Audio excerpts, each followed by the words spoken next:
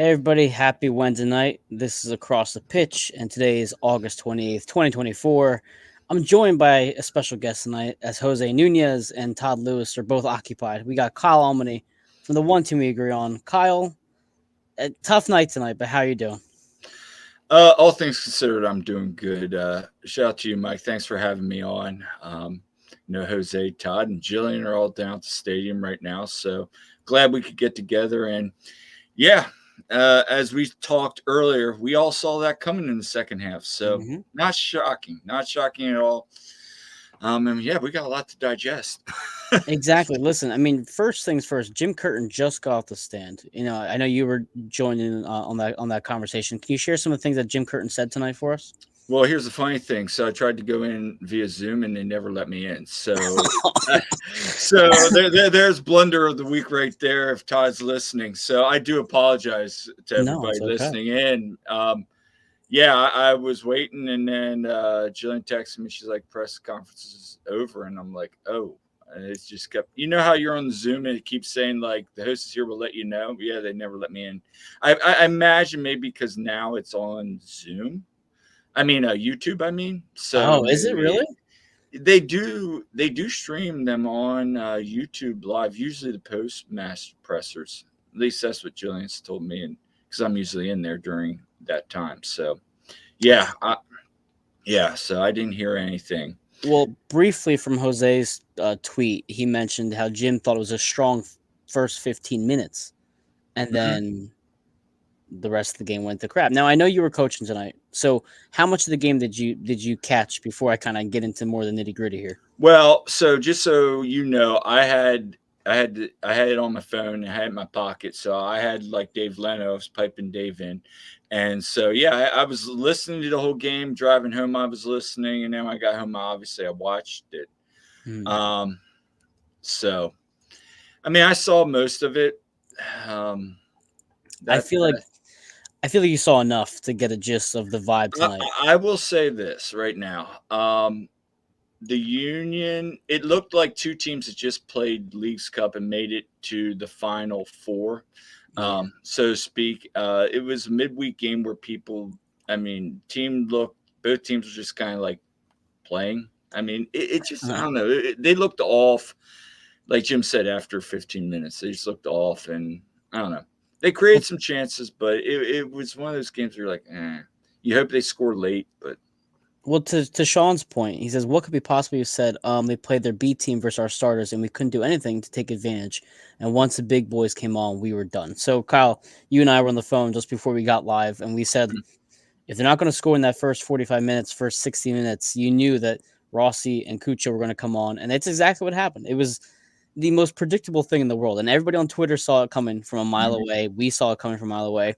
This has been this has happened before with the Union, where they have these great opportunities. They are the better team, and I say that with quotes. They were the better Right. team for a bit of a stretch there, and they couldn't finish. I mean, and listen, this whole conversation tonight is a completely different conversation if the ball moves 6 inches one direction and avoids the post completely. Because listen, you had Ty Brebo hit the post, Hmm. Quinn Sullivan hit the post, Danley had a decent header.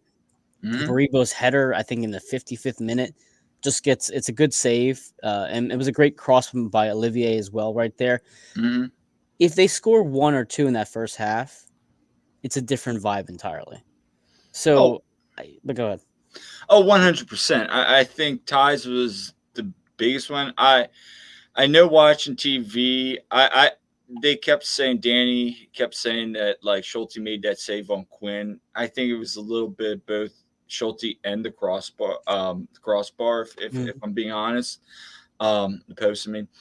And yeah, I mean they had some really good chances, but there again, Columbus finishes their chance.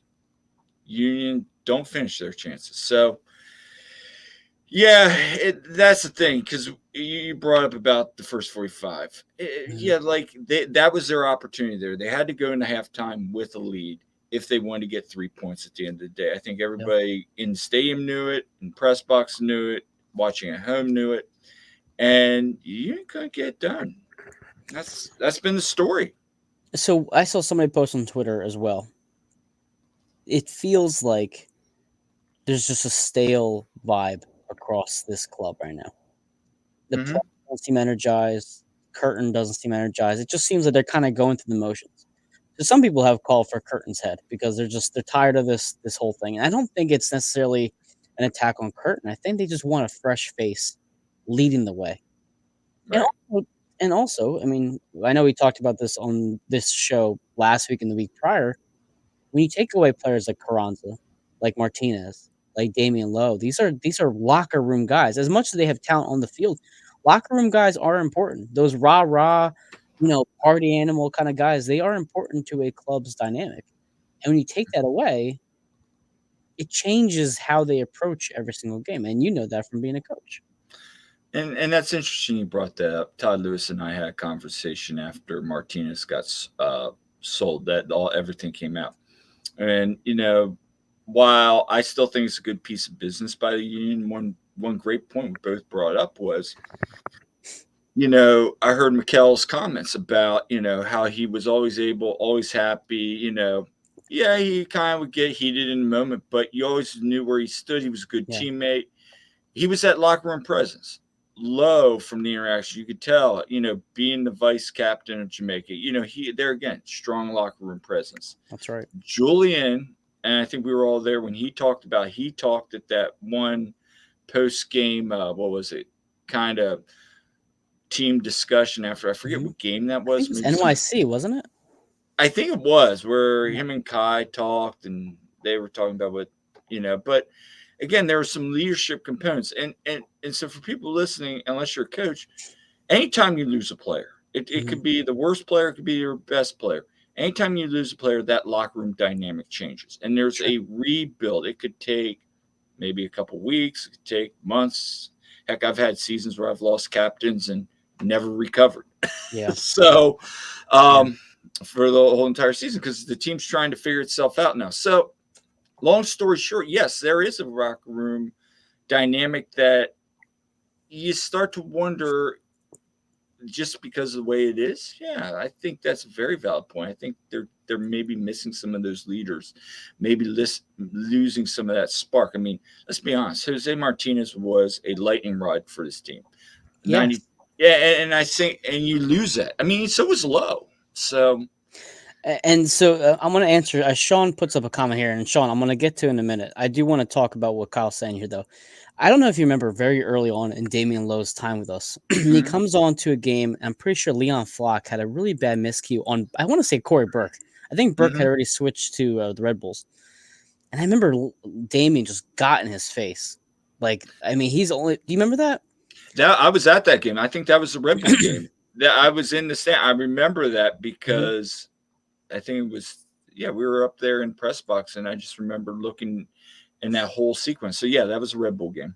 Yeah, and you knew right away, like, okay, this guy commands a presence. And you saw him in the CONCACAF matches. I mean, he's been a go-to in those type of environments because of his tenacity, his experience, obviously, but he just has a strong personality. But and I go back to 2022 when they got rid of Sergio Santos, and people said, "How could you get rid of Sergio? He was such a great locker room guy." But yeah, but Sergio also barely saw the field because he was hurt every other week, and Sergio, although a great locker room guy, was not exactly the best player on a consistent basis.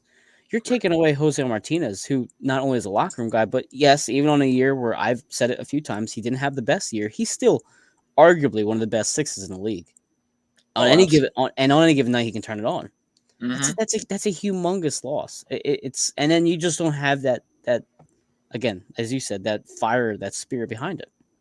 I mean, you could say, yeah, his first half was not good. We all agree, but then he turns it on in Copa, and guess what? Corinthians is like, hey, you interested? And yeah, and Mhm. then he comes back, plays a couple games, looks great. He turned his season around, and Yeah, he gets rewarded with going to a powerhouse team in Brazil. So, I mean, that's awesome to see for him. And again, I'm thrilled for him. I'm happy. But yeah, it's a huge, huge loss because even when he was playing bad, you still know you were going to get some moments in there that were going to be good. And to Sean's point, and again, Sean, I didn't forget your question. I'll get back to it, but he mentions, why sell him for just a measly 2.2, and a lot of fans feel that way because Mhm. on one hand, you want to say like, man, we could have kept him, we could have extended his contract, we could have, but it on the other hand, it's great business. He is 30 years old. He is essentially heading towards the decline of his career. Right. He is a chance to go play in, as you said, an institution, a powerhouse.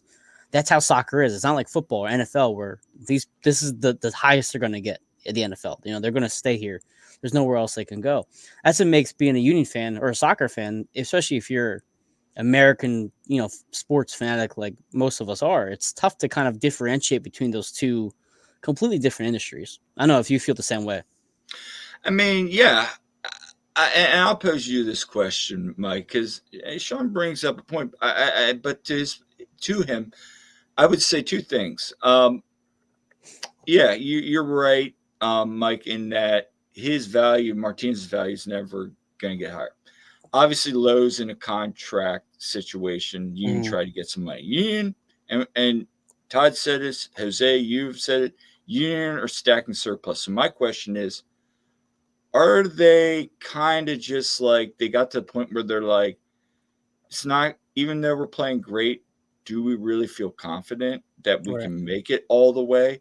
And we're starting to get some of these offers, and we've been holding on, and it's the whole thing. They keep running it back, running it back. Maybe it's time to just hit the reset button and punt on the season and just go as far as this team can go. If it's playoffs, great, and make a run, great. But maybe we need to start planning for 2025. And that's fine. Teams go through Yes, rebuilds. There's windows. Every team goes through windows. The Union are clearly very much ending their window.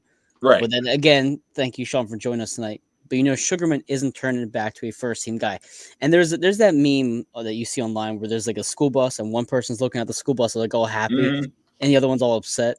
The Union first team are on the upset side, and the Union second team, who are doing very well, I think Borton posted today, are on the other side. Yeah. I love that post, by the way. So So, do I. And I think that it's the most fitting thing that there is like a legitimate reality where the second team wins their whatever they have, like a trophy this year or their Mhm. title or whatever, their playoff. There's a real chance that they compete and go far in their league, and the Union first team do not. And it's frustrating because there's so much talent there that's just not yet developed, and there's talent there that we see on the first team, and it's going to go right to your point with Lowe, like Makanya, who's just a backup that has no purpose right now and no legitimate experience to help us when we need to help.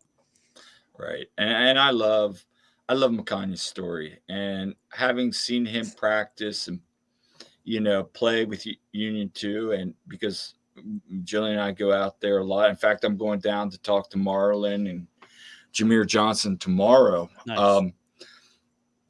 I've seen McConaughey practice.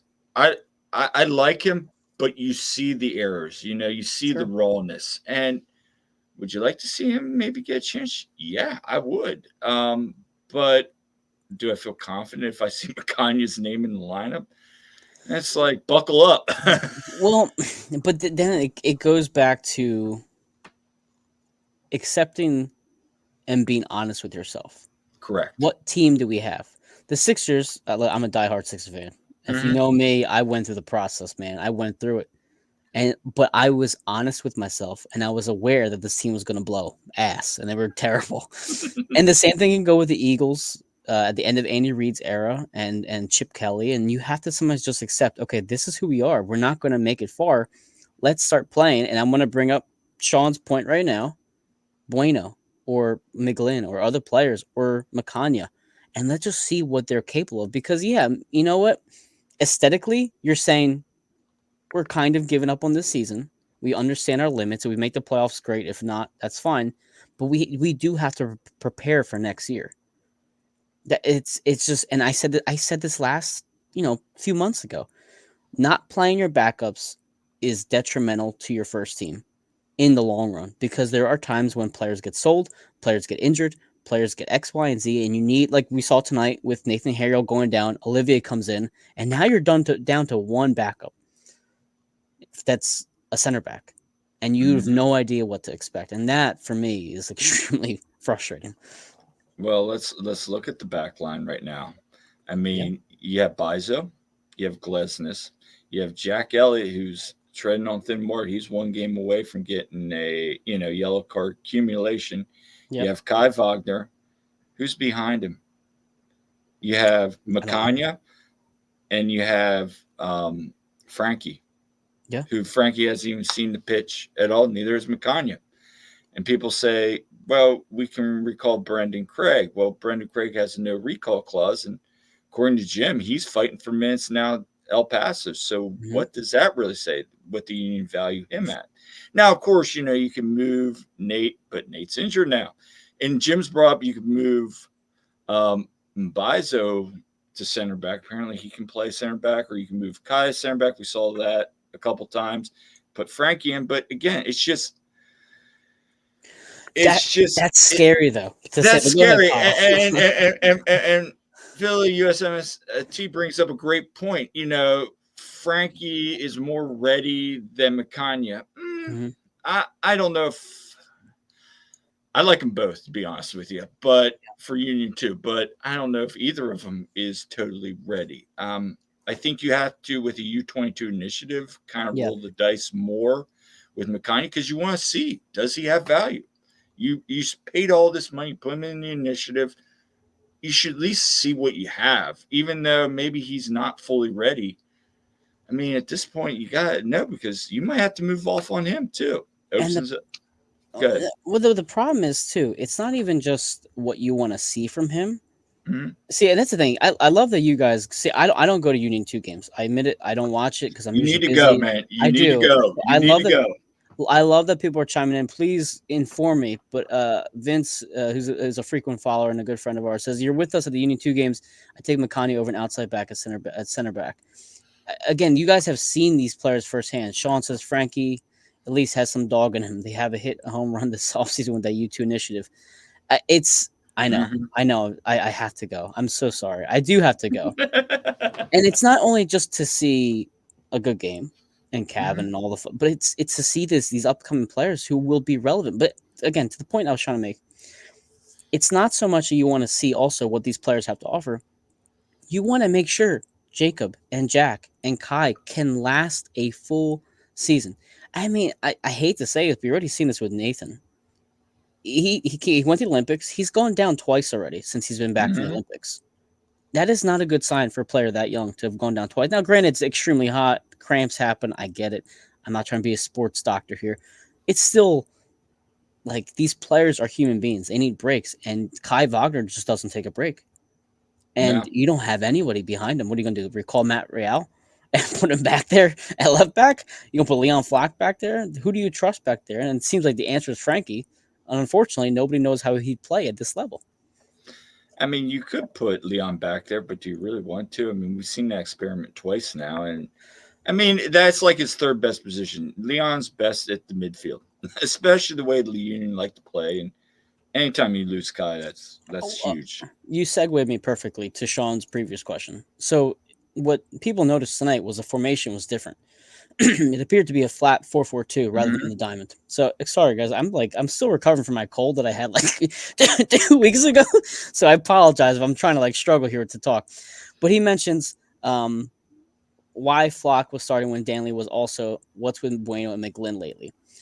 So Todd and Jose asked Jim this question because Jim brought up a point before the League's Cup match against Columbus. They didn't want Columbus to go through them, but Columbus went straight through them in Columbus. Mm-hmm. So my opinion was they were trying to adjust to that reality, take McGlynn out there, who was clearly a defensive liability, and just put more of that strength of Leon Flock, Bedoya, who is a very intelligent player and is a good leader on the field, and he could play well again with Danley. Um, and I would say that over McGlynn. The problem I have though is Bueno. I don't Mm-hmm. disagree with Sean in the slightest. I similar to Macania, we need to see what Bueno can do again. He needs to prove himself to us again because for some reason he cannot see the field at all. And now he's not even getting minutes at the Union two anymore like he used to be. He's not getting any minutes right now, and Yeah, it's frustrating. it is, and especially because he has a PK winner against Massillon, And then he looked really good for the first. He played 60 on Sunday. I thought he looked good. Like I'm like, put him back there. At least I you thought he have. played good too. And that's the thing. When he plays, he's played good. Um, I don't know what's going on with Bueno. Um, I just think, and I had this conversation with a couple people yesterday. I think sometimes we as coaches like to put players in boxes. This is what the player's vision is, and this is what my vision for this player is. And sometimes you have to look outside the box. And I Yeah, think Jim sometimes puts was it square peg and a round hole. right. So, and sometimes that's out of necessity. Sometimes it's just how he views the player. But I think Bueno needs to see more time. He's got a little longer options, so maybe he's still developing. But every time he's played this year, I've been happy with him. I agree. Um, my question also is why was Jack in the second half when he came in playing at the six? Did anybody else notice that he was I kind of noticed that. playing at the six? He was kind of playing at a sixth position. Now, I think that yeah, because I was talking to some people up in the press box, and they were like, "I think he's at the six." So I don't know. Well, that would be more like Harris that we Yeah, saw from Harris back yeah, in the day when he's kind of playing things out back. Which and that's again, kind of he what I was. was thinking. Mhm. But I don't know. It's just there is. I just think right now, if we're not going to make the playoffs, you got to start experimenting because you So need to know what you have going into the January window. I agree, and I'll get to that point in a second too. Vince Okay. brings up a point: is there maybe pressure to put Danley in because of the fans? Players usually have to earn their spot in training. And that's the thing. We've heard that Bueno's had issues in training. Obviously, Baribo was like going through some training issues, and yet Danley walks in and says, "Hey, here I am. I'm just gonna start over Bueno and Flock and all these players and McGlynn, and I didn't earn it in training. He's been here for 2.5 weeks. Right. I do think he's playing because of the fans, personally, and maybe Maybe maybe Tanner and them say you're gonna start him because we're not gonna have another Davo or situation. But go ahead. that's an interesting point. I mean, you might not. The times I've seen him at training and Jillian's seen him at training, he's done well. But Mhm. I mean, 2 weeks in, like you said, how much does he know the cues? How much does he know all this stuff? Same things with the Deneron. Yeah. Like, and Jim said, they got to see what they're paying because he has no contract at the end of the year. Do we really think he's better than Chris Donovan? Yeah, I mean, I think he is, but sorry to Chris Donovan fans. But again, That's a I, good one. and to be all and to be 100% clear, I like Chris Donovan. So do I. I hope I think it's a good story. But at the end of the day, like yeah, I mean, I think they're trying to find their value, but at the same time, like yeah, they're. I have a hard time believing that Danley is truly ready. I was expecting more of. We'll see him next year, but yeah. So Sean So brings up he's a town hall help that was promised, so of course he was going to play. And granted, that's what they should be doing. You should be bringing in your reinforcements yeah. mid-season, and they should be making an impact right away. Granted, Mhm. these aren't really reinforcements; they are replacements. And so like this goes back to Todd's point from a couple weeks ago, and this was something I was thinking about tonight as well. Mhm.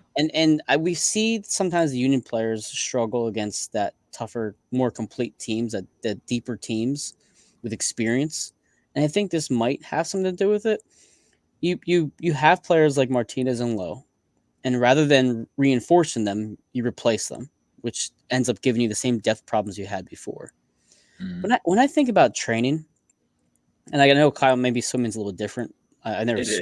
I never did swimming, but It's a team sport versus an individual sport. yeah. So But maybe at the end of the day, coaching's coaching. But yeah, that's true. there's some similarities and then there's a lot of differences.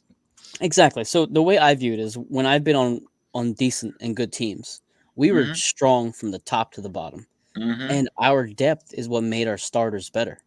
Hmm. Because when I trained, because I was like when I was in varsity soccer, I was a bench guy, but I Hmm. trained my fucking ass off, and I played hard against them, and it made my teammates better, and also their talent made me better.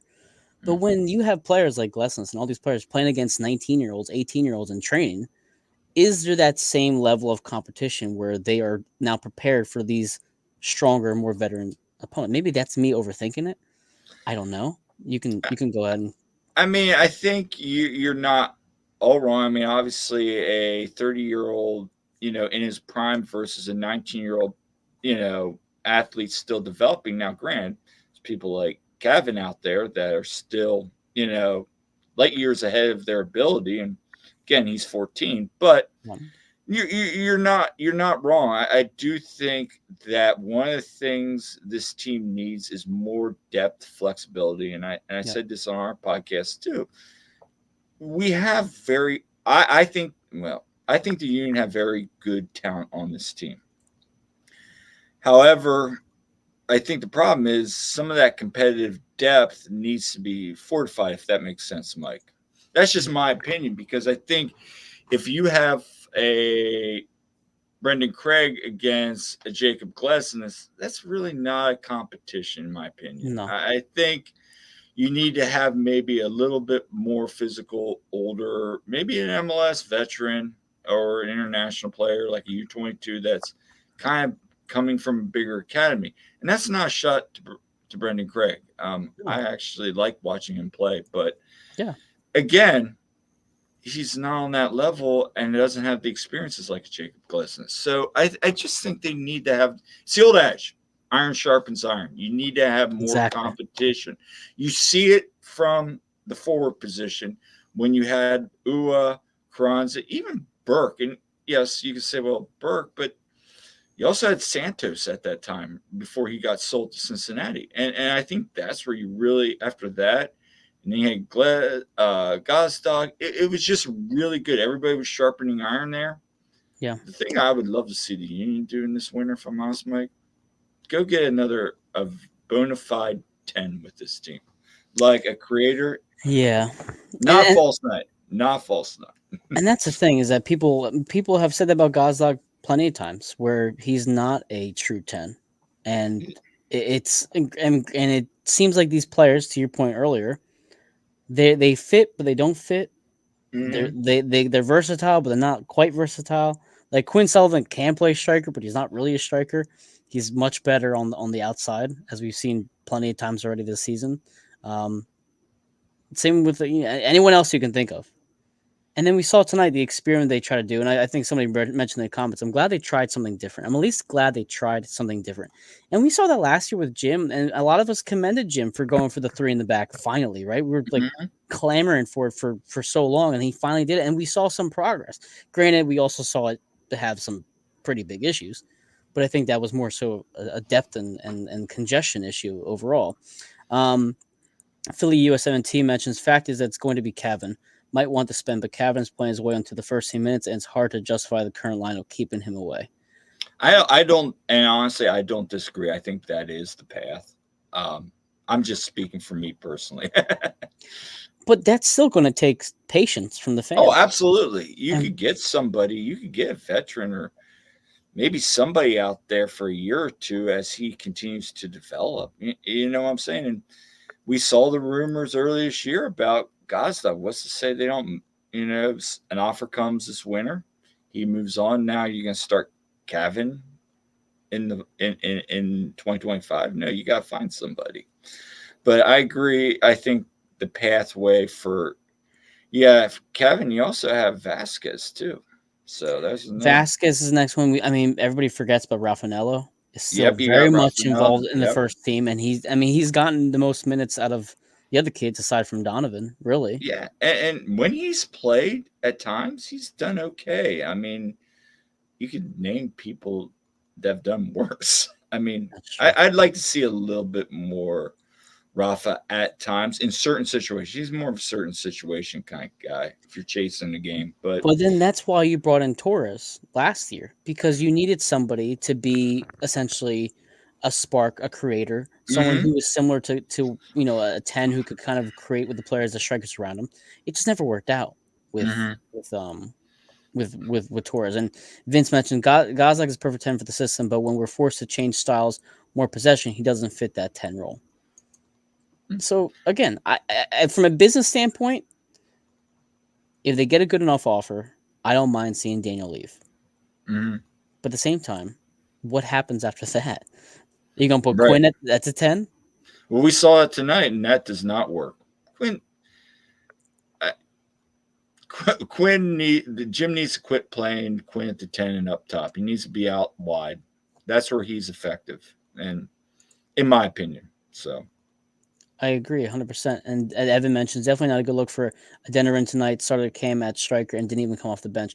So Sam's another player that we have to discuss. And a lot of players, Mhm. and that's the thing, a lot of this overhaul next season. Sam is one of the players that is very much on an expiring contract. Mhm. I was impressed with him at first. Mhm. I have not been since. He had like those first 3 games were really good, and that's an interesting point. He does a really nice job of pressing. Yes. I like his hustle. I like his work rate. But when I was in the box, our buddy Skyler, he mentioned me. I think he hasn't scored since like March or April. He's like on this like long cold stretch. So I don't know what's going on there, Mhm. but I just you see the first touch. He's really heavy. Very Like heavy. Baribo, Ty can get some really hard touches on the ball. We've seen it. Sometimes he's got kind of a hard foot too.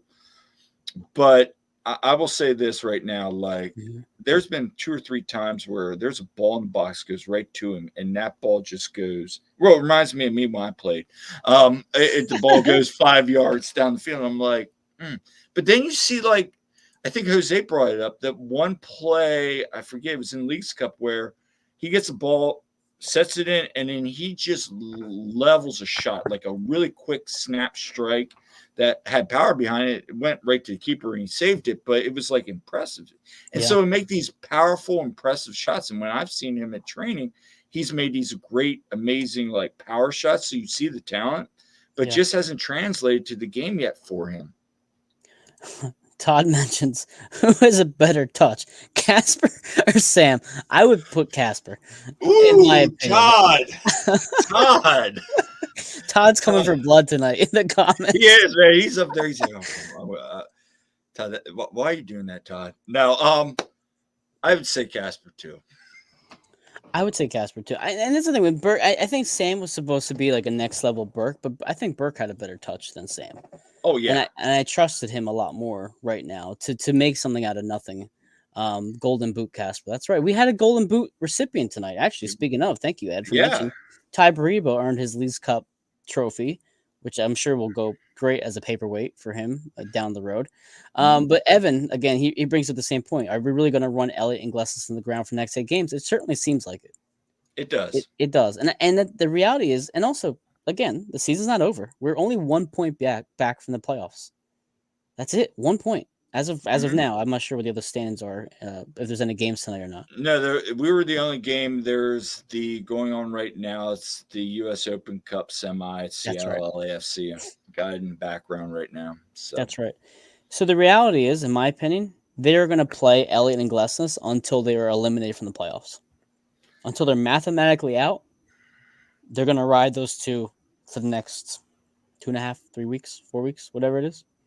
wouldn't it be something though if Jim just says, you know what, we're eliminated, but we're still going to run him out there? Would that shock you? It would not shock me at all Exactly. because they want to, get them the minutes, whatever. But it's again, this is why people want Curtin gone too at the same time because he's kind of predictable with what he does. Uh, you know where I stand on that. I don't as disagree. as a coach, you know where I stand on that. But um, I don't blame Jim. I don't think No, Jim's the problem. I think Jim's at times doing the best he can. I mean, you can only do so far, and this isn't the NFL. This isn't Doc Rivers. No offense to you, Mike, and Sixers fans out there, but Doc uh, Rivers. What a piece of uh, shit coach that was. But go ahead. but no, I mean, I have brought this up though. Would Jim, if he were to leave, be Hmm. the next Andy Reid? Yes. Now, Oh, 100% yes. But go you ahead. put him in the perfect situation. Uh-huh. Now, we all know Jim is not the tactical guy. He's a man's coach. Yes. Um, you need a good staff behind, but I think Jim gets the most out of what he has. I think Ernst is the same way. Ernst gets good players. Now, proofs in the pudding. His, like I brought up in our show, Lowe's gone, Torres is on loan, and Prey's in NYCFC. How'd that last year's window going into 2023? We're all like, yeah, man, I'm really excited about those players. Yeah. None of them are there. Odah's gone. What's his name? The other guy that we brought in that never even saw the field. Saunders, Ngabo. Nagabo's gone. Perea is, I don't know. He's just hanging out down there in U2. So, I mean, I think that, I think Ernst is doing with what he can at some point. But again, But according to the owners, their wallets are open, Kyle. All Jim and Ernst has to say, hey, see that guy, the Argentinian guy, Lionel Messi over there. We want him. That's all they have to say.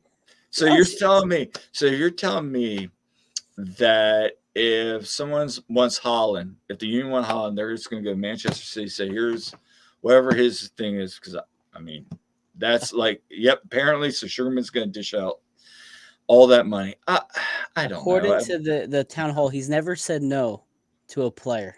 To their knowledge. Yes. Yeah. Go back and watch that clip from Richie where he was talking about that myth, and Kevin Kincaid said you had 15 years to disprove that myth. It's a great. I saw that tweet. It's a great. All this chatter means nothing. Yeah. Absolutely nothing if you don't prove it.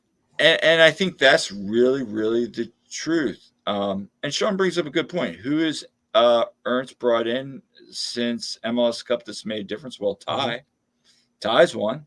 But outside of that, no, I don't. I would say Lowe had good moments. But yeah, I mean, outside of that, it's a fair point.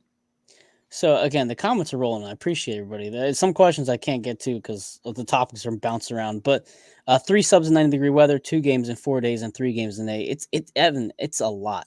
It is a lot to handle. And again, these guys' bodies are. Last year was a long season. It was a long season. How long it was because you had. Go ahead. Go ahead. No, go ahead. No, it's a long season with no end in sight. And this is why I don't want to be that guy because I wish we made CONCACAF Champions Cup, but this is why people are saying, thank God we didn't make CONCACAF next year because it'll give us a fresh team and 99% of fans, maybe not 99%, 90% of fans, especially the casual fans, have more weight in MLS Cup than they do the CONCACAF Champions Cup. And I know how important Champions Cup is. I would love to win it.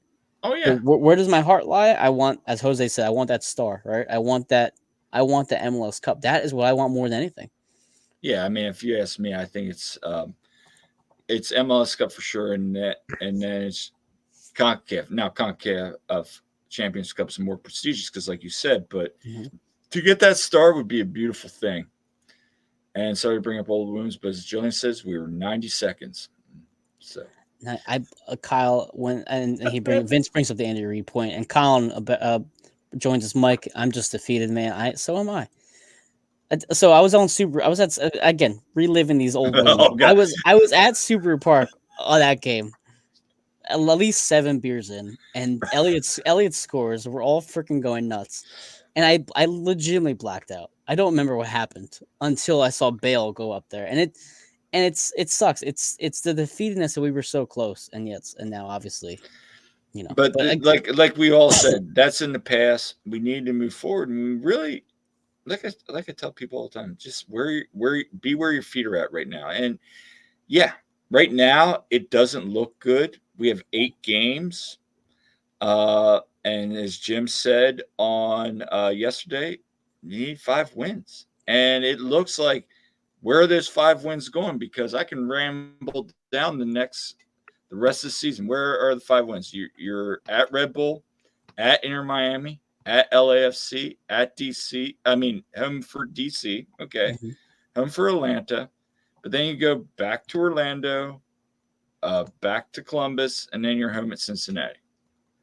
So we need to find 5 wins in those. Now, again, like you said tonight, this East is going to beat up on each other. So maybe you don't, maybe you get lucky, but then you're leaving it all the chance.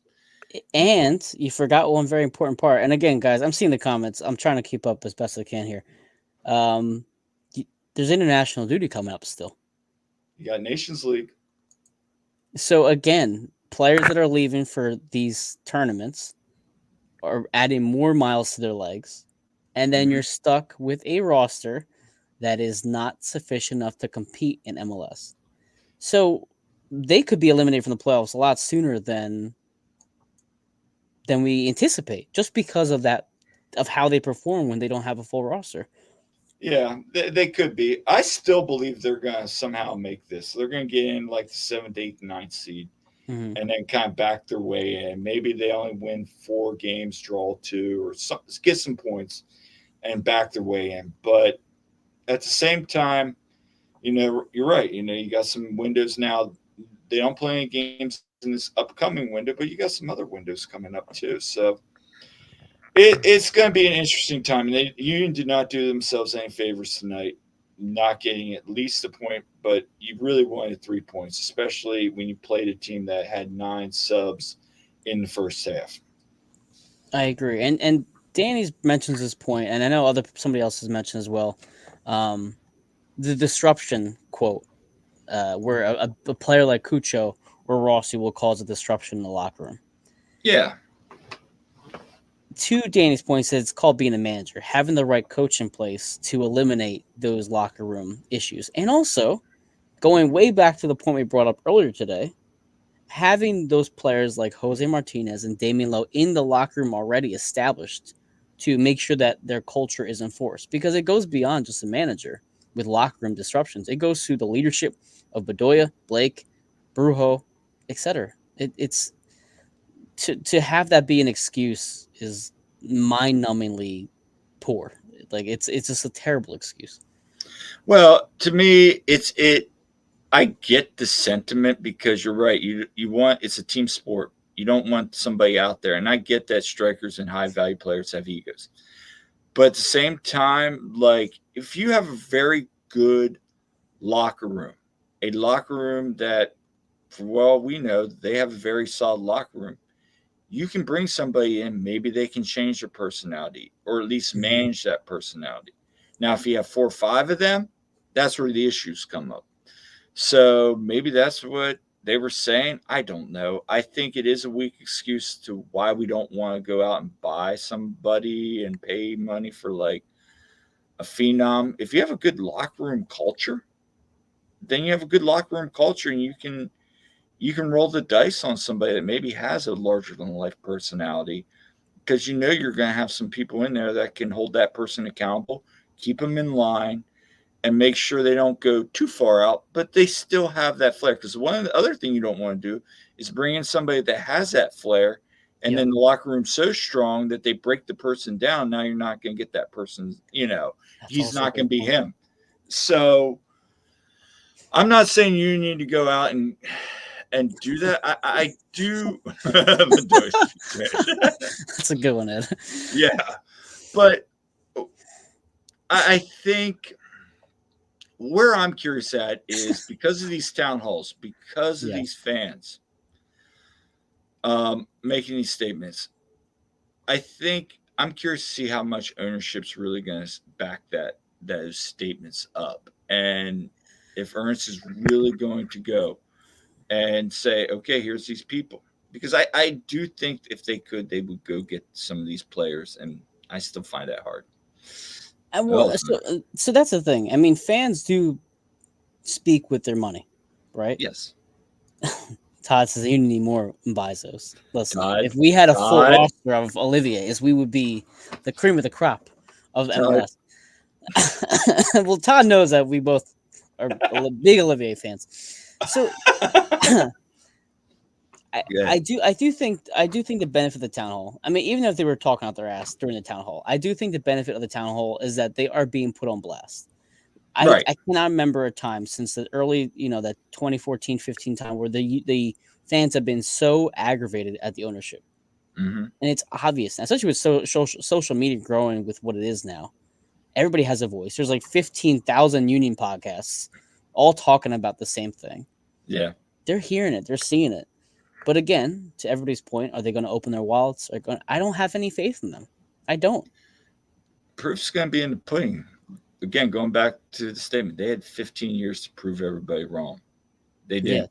So, And Danny says they went tickets tonight went down to $7 before the game. Still no sellout. Just saying. And listen, the Phillies have been on a downswing, and they're mhm. still bringing out 39,000 fans every single day because they have players like Bryce Harper and JT Realmuto and Nick Castellanos, and these players that are all part of this great group of talent together. Mhm. So yes, are the Phillies and the Union the same? No, of course not. But the No. talent is on the field, the quality's on the field. That's what's going to attract people to the games. I have been to games on Wednesday nights, and they have been sold out Oh, because yeah. the talent was better, and they're just not. And the fans don't want to pay it anymore. And now there's talks of like they're trying to expand the stadium too. Mhm. I mean, for I what? yeah, I saw that article, and we'll see. But I, yeah, and maybe I'm crazy, but I still think the Union have a good team, but it's a flawed roster, if that makes sense. Because, like you said, there's no depth. Players are getting run into the ground because of the style. Um, but yeah, I don't know why we're talking about expanding when we got to start catching up to the league. It comes down to the league's kind of moving forward. Mhm. Union got to adapt, or you're going to get left behind, and that's kind of what Jillian and I have been talking about. We see it in heck when I was in college. Schools got more recruiting money. Guess what? If you didn't have recruiting money, you got left behind because you Yep. couldn't get the talent, you couldn't get the budget, you couldn't upgrade your facilities. Mhm. You got to start saying, hey, they got to start having some real conversations. Do we just want to make a profit? Because eventually, 2, 3 years down the road, that profit's going to start dwindling more and more. And MLS is always built for the owners to make money. That's kind of how the league's set up, and to a certain degree. Um, yeah, exactly, Todd. Todd, it's a great point. They can't even While fill they a yeah. Go ahead. Exactly. To Todd's point too, while they expand, but they can't fix bathrooms. They can't pave the parking lots. Just silly things like that. But we're going to build a brand new sports complex. Okay, well, let's also make sure they have good parking lots. Yeah.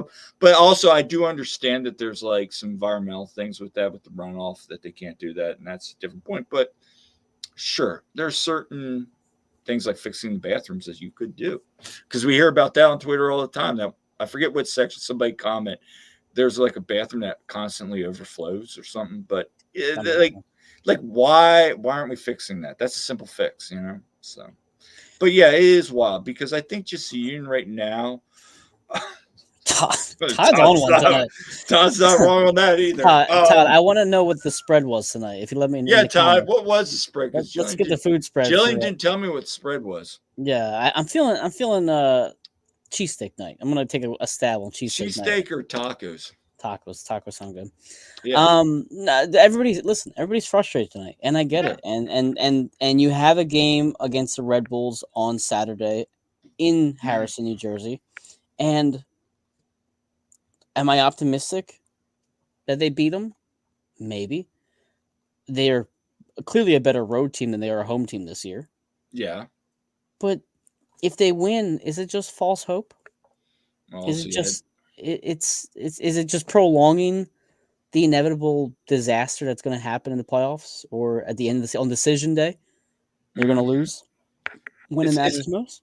it's a fair point, but to that point, yeah, the Union been good on the road, but also Red Bulls hasn't lost at home yet this year, and and then we've owned them lately. So one of those two streaks is going to break tonight, either our winning streak or their home winning streak this year.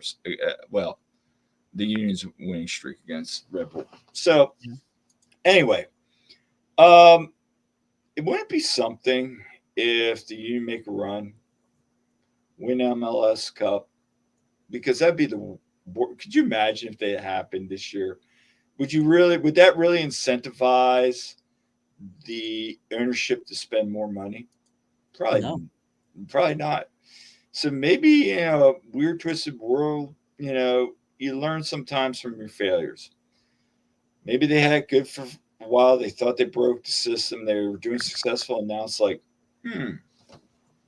It's a come to reality moment again. I keep bringing that up, but I think they're kind of starting to find out a little bit about the reality moment. But again, And they're that's a great point. And I've thought about, just like the MLS Cup and yeah, Leagues Cup. If you win all these things, you're proving. Like I wanted to win Leagues Cup, just to right. hey, we won a trophy. But at the same time, it proves the owners were right, and I don't want that to happen. I don't want there to be an aha moment for them. Like, I got you guys. I told you we'd be fine as long as we were healthy, as long as we were playing together and had Ty Rebo clicking. I don't want that to happen. I want the owners to see and to feel the same way all of us do, and I feel like it's so obvious. That's a problem. These aren't issues that are necessarily hidden or difficult. It's so Mhm. out in the open. And I think Mhm. that's what drives people nuts. It's so obvious. Yeah, it is to a certain degree, and I think for some of us that cover this team, you know, there are things that we see as well, and Mhm. that fans have seen, and maybe to a certain degree a little bit more. But yeah, it is a little maddening at times. You're right, Mike. I'm trying to find my thought here, but I just feel like again, we got if the fans are seeing it, the ownership eventually is going to have to figure that out. And you brought up 76ers earlier. I'll bring up Mhm. the Timberwolves. I'm a Timberwolves fan.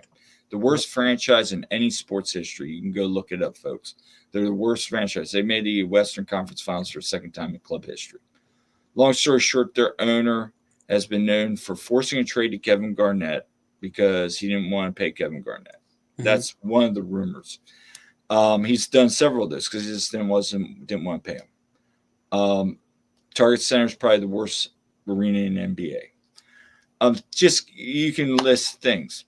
Then you get Mark and Alex. They come in, and look what happens in 2 years. They make the playoffs for 2 years in a row, and now all of a sudden they make Western Conference Finals. And you have a player in Anthony Edwards that is quite literally, a young Michael Jordan out there with how he plays. I You love ever, Anthony Edwards. man, I wish I. You know what they made the mistake of, and sorry to get off soccer for a minute.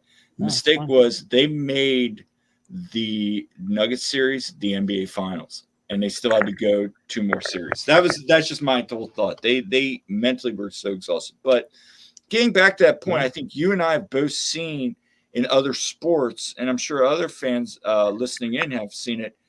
Ownership matters to a very good extent in professional sports as to what you're willing to do. And so when I see some of these things, I'm like, that's a familiarity for me, being a Timberwolves fan. And it's frustrating too because Kevin Durant's an owner Yeah, of the right. Union. You have somebody who's like a multi-millionaire, if not more, and they don't give a shit. They're not invested. They don't Yeah, care. It's a bunch of owners who don't. I think somebody mentioned in the comments earlier who don't seem to care, and that's what's frustrating the most. Listen, we can talk about this all night. Again, the comments have been pouring yeah. in. I couldn't keep up with them all, but thank you all for chiming in on Saturday. Oh, Todd, you know what? That's a great way to end it. There's no better example than Columbus. Bingo. Columbus is exactly what the Union could easily be, especially in the market that they're in. A Correct. 1000% agree with Todd. And that's one reason why I like Columbus. They're an Mhm. easy team to like. I am sorry, I know they're not from Philly. I like Cucho. I like Rossi. I like the players around him. I like Nagby. I like Nancy. I like their culture, their team, the way they play. It's so obtainable. It's so obtainable, and that's what drives me nuts. It really is. I mean, you go get Rossi, who was a beast at LAFC, Mhm. and then you get Kucha, who was on the bench, in the Premier League. And honestly, I agree with Valerie here. Nancy, it, Todd. and Nancy, I was a huge fan of him. Yeah. I'm always been a Wilfred Nancy fan. I think he's one of the best coaches in the league, um, outside of maybe Pat Noonan and Jim Curtin, but that's Mhm. for another discussion as well. Yeah. I'm a huge Nancy fan. Like it's a perfect storm in Columbus right now, Mhm. but at the same time, we all knew it was going to come. Cucho is a level above this league. Maybe a couple other players in this league are at that level, but he's on the pitch. He's the best player on that field. nine times out of 10, and maybe there's one or two other people. And Evan brings up about Nagby too. There again, a great veteran, understands the game perfectly. Like you said, not flashy, doesn't do anything stupid. You know. And again, I saw comments earlier about Ua and Gaza, and I think Todd mentioned about McGlynn. I mean, we're going to get into that. We got into that a little bit tonight already. We'll get Yeah. into that on other episodes. But the Union play against Red Bull on Saturday at Harrison, like I mentioned. How they perform after that when they come back around will be in September against. Oh, wait, that's the Red Bull schedule. If I looked at our schedule instead, my apologies. The next game after that would be at Miami on the 14th.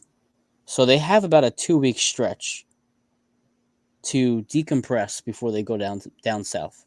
Mm-hmm. I'm not sure that's a good thing or not. I don't know if it is either, but I we'll don't know, see. man. We'll see. We'll I think 3 points this weekend would go a long way. We'll see what happens. I know we're going to be up there. Jillian and I are going to be up there covering. So I'm looking forward to seeing that game. I think it's going to be really, really good. But I'm hoping, again, you maybe rebound after kind of flat performance tonight. Absolutely. Again, this is the post-game show for AT Sports. Union fall to the B-side Columbus team 1-0 in a very frustrated match. And again, the comments are great tonight. I appreciate everybody chiming in. Very frustrated fan base right now with really no end in sight. Even with a win against Red Bull, there's no end in sight. But Kyle, thank you for joining me tonight. I appreciate it. Yeah. Everybody was just at the game or doing whatever. So I was like, I gotta ask Kyle, see if he can join me. So I appreciate you joining us. Anything happening with your podcast, the One Team Agree On? Anything going on with you guys? Yeah, we have our next episode is going to be episode 100. 100th episode. Jillian and I think more Jillian's going to have some articles coming out here soon. I'm working on a couple things.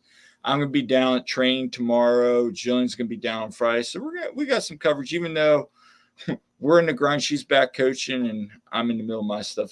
Yeah, we got some stuff coming out, but, and we're hoping to have some more interviews coming up here, hopefully during the break where the Union have those 14 days off. We'll bring some interviews on. So, yeah, we got a lot going on. Awesome, guys. Well, I appreciate everybody chiming in tonight. Kyle, thank you again. No problem. Go Union. Go Union.